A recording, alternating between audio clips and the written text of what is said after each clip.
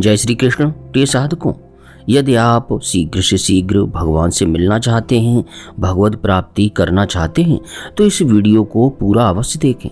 और इस दुर्लभ आध्यात्मिक लेख को हिंदी में पढ़ने के लिए आप वेबसाइट www.divyagyan.com को विजिट करें।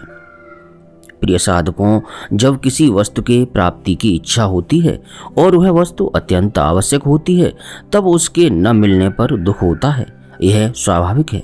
परंतु यदि वह वस्तु अनावश्यक है अर्थात आवश्यक नहीं है, तब मिली या नहीं मिली कोई बात नहीं।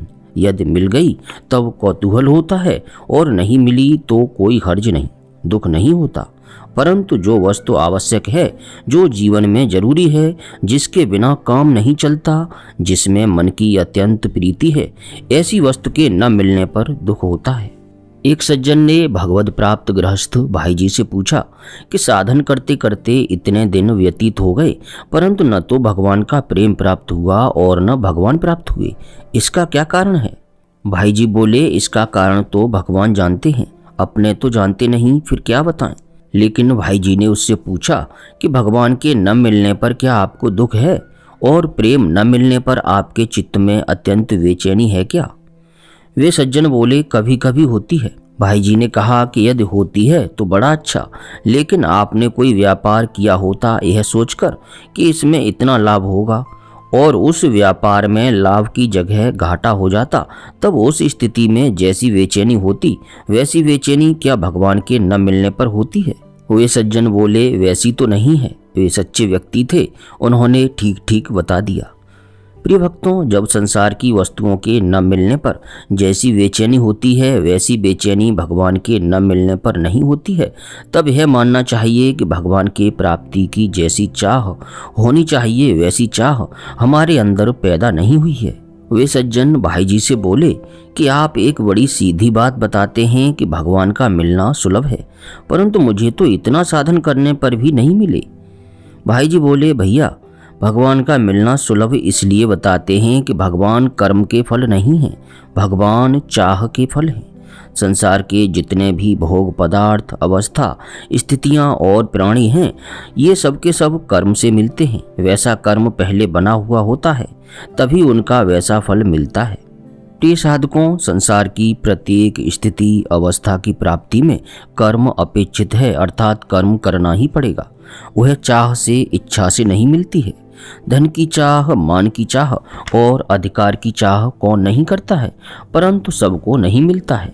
इनके लिए लोग अनन्य चाह करते हैं, रोते हैं, दिन रात रोते हैं, परंतु निराशा ही मिलती है।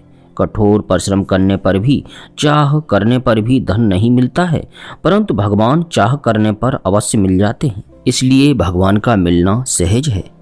परंतु यदि हमें भगवान के मिलने की चाह ही नहीं है, तब भगवान को हमसे मिलने की क्या परवाह है? हमारे जैसे लाखों भक्त हैं, भगवान उनकी चाह करने वालों को मिलते हैं, यह सत्य है। वे यह नहीं देखते कि चाह करने वाला कौन है, यह उनकी दया है। वे यह नहीं देखते हैं कि ब्राह्मण है या चांडाल है। वे यह नहीं देखते हैं कि पुरुष है कि स्त्री है, विद्वान है या मूर्ख है। वे यह भी नहीं देखते हैं कि उसके अब तक के जीवन के इतिहास में पाप हैं या पुण्य हैं, परंतु चाह तो देखते ही हैं। चाह है और नहीं मिले, इसका अर्थ है कि चाह में कमी है। चाह है कि नहीं, इसकी कसौटी है तद विस्मरणे परम व्याकुलतेत। ध्यान दीजिएगा, नारद भक्ति सूत्र में कहा गया है, इच्छित वस्तु न मिलने पर भयानक दुख होता है। इसी प्रकार भगवत प्रेमी को भगवान का स्मरण नहीं भूलता है। क्यों नहीं भूलता है? इसलिए नहीं भूलता है कि भूलते ही व्याकुलता आ जाती है। जिस वस्तु के मिलने पर अत्यंत हर्ष होता है, उसके न मिलने पर व्याकुलता होती है।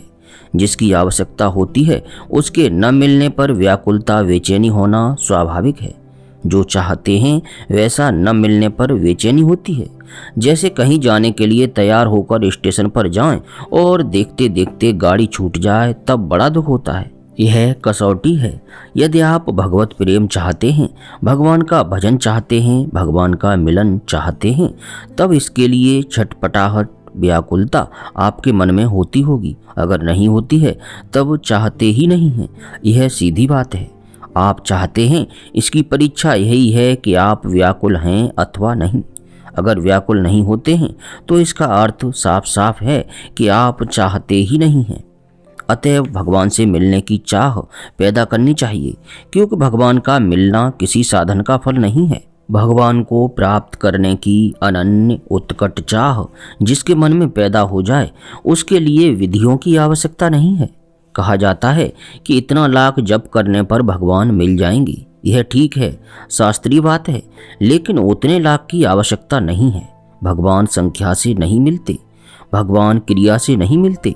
भगवान के लिए कोई बांधा नियम नहीं है कि इतने मोल में मिल जाएंगे। वे तो चाह से मिलते हैं। जिसकी जैसी चाह हो, जो भगवान के लिए जितना अधिक व्याकुल होता है, भगवान भी उसके लिए उतने ही व्याकुल होते हैं। जो भगवान से शीघ्र मिलना चाहता है, भगवान भी उससे उतना ही शीघ्र मिलना चाहते हैं। इसलिए ऐसी अवस्था में हमें एक ही बात देखनी है कि हमारी चाह वास्तविक है या नहीं, और इस चाह में वृद्धि करनी है। प्रिय साधकों, भगवान के प्रेम की चाह, भगवान के मिलन की चाह जब तीव्रतम से तीव्रतम होती है और अनन्य होती है, जहाँ दूसरी चाह ही न रहे और यह चाह अत्यंत तीखी से तीखी हो जाए, बस भगवान के प्राप्ति की यही शुभ बेला है। वहाँ देश काल पात्र के भेदभाव की कोई आवश्यकता नहीं है। वह पात्र कौन है, वह देश कौन सा है, वह काल कौन सा है, इनका विचार नहीं रहता। देश काल और पात्र ये जगत की वस्तुओं के लिए आवश्यक हैं। भगवान सार्वदैशिक हैं, सर्वकालिक हैं और सबके हैं। भगवान कहाँ कब किसको नहीं मिल सकते, भगवान सबको मिल सकते हैं। जो चाहे उसको मिल सकते हैं। भगवान की चाह अत्यंत आवश्यक चीज है। केवल इसे ही साधक को पैदा करना है। सूक्ष्मता का विषय है। जितने भी जप तप होते हैं, वे सब इसी बात के लिए होते हैं। चाहे हम उनका नाम कुछ भी रखें, सबका ध्येय यही है कि भगवान को प्राप्त करने की एकांत चाह हृदय में उत्पन्न हो जाए। निष्काम भक्ति का अर्थ क्या है? कुछ भी न चाहो और भगवान से प्रेम कर लो, भगवान की सेवा का कार्य करो। श्री रामचरितमानस के अयोध्या कांड में आता है, जाहे न चाहे कबहु कछो, तुम सन सहज स्नेहो, बसहु निरंतरता सुमन, सोराउर निज गेहु। भगवान के अपने रहने का घर अपना घर कौन सा है? थोड़े दिनों के लिए आकर बस जाएं, या किराए पर ले लें अथवा मांग लें कि कुछ दिनों के लिए मेहमान बना लो, ऐसा घर नहीं। सोराउर निज गेहु। ऋषि कहते हैं कि एक घर मैं ऐसा बताता हूँ जो आपके लायक तो नहीं है, परंतु आपका ही है। उसमें आकर आप निरंतर निवास करें। उन्होंने जो अन्य स्थान बताए हैं, उनमें निरंतर नहीं कहा, बसहु निरंतर। अपने घर में बसने में संकोच कैसा, भय कैसा? अपना घर अपना ही है। जाहे न चाहे कबहु कछो, और तुम सन सहज स्नेहो। यह बड़ी सुंदर बात हृदय में रखने की है। यदि यह आधा दोहा जीवन में उतर जाए तो भगवान हमारे हो जाएंगे। यह पक्की बात है, गारंटी है। जाहे न चाहे कबहु कछु, तुम सन सहज स्नेहो। जिसको कभी कुछ भी नहीं चाहिए, कभी और कुछ भी, ये दो बातें हैं, फिर प्रेम क्यों करता है? इसीलिए कि प्रेम किए बिना रहा नहीं जाता। सहज प्रेम है, किसी हित को लेकर, किसी कामना को लेकर, किसी गुण को देखकर, किसी रूप सौंदर्य को देखकर अथवा किसी महत्व को देखकर नहीं, अपितु जिसका सहज स्नेह है। हे राघवेंद्र, जिसका तुम में सहज स्नेह है और जिसको तुमसे कभी कुछ भी नहीं चाहिए, उसका मन आपके रहने का अपना घर है। आप उसमें सदा के लिए बस जाइए। क्या विलक्षण भाव है! दूसरी सारी इच्छाओं का सर्वथा विनाश करके मनुष्य जब एकांत इच्छा से केवल भगवान को चाहता है, तब पूर्व के किसी कर्म की, किसी भाव की आवश्यकता नहीं होती। भगवान स्वयं मिल जाते हैं। फिर इससे भी आगे की एक और बात प्रेमी की होती है। वह यह कि भगवान के मिलन को नहीं चाहता है। यह बड़ी विलक्षण बात है। जो मिलन भजन को रोक दे, वह मिलन प्रेमी के लिए वांछनीय नहीं है। जो मिलन भजन में बाधक हो जाए, वह मिलन भक्त को वांछनीय नहीं है। भक्त भगवान के मिलन की अपेक्षा भगवान के भजन को अधिक प्रिय समझता है। वह मानता है कि भगवान मिल जाएं और मैं उनका भजन छोड़ दूं, ऐसा मिलन मुझे नहीं चाहिए। इसका परिणाम यह होता है कि भगवान स्वयं चाहते हैं ऐसे भक्त से मिलना, बुला लेते हैं, स्वयं उसके पास चले जाते हैं सब तरह से। प्रिय साधकों, इस वीडियो को अधिक से अधिक लाइक और शेयर अवश्य करें, जिससे दूसरे साधकों को भी इस दुर्लभ ज्ञान का लाभ प्राप्त हो सके। किसी प्रकार की त्रुटि के लिए आप सभी प्यारे भक्तों से क्षमा चाहते हुए विनती है कि अपने हृदय में अपने इष्ट देव का स्मरण करते हुए प्रेम से बोलिए हरे कृष्ण कृष्ण कृष्ण हरे हरे, हरे राम राम राम हरे हरे।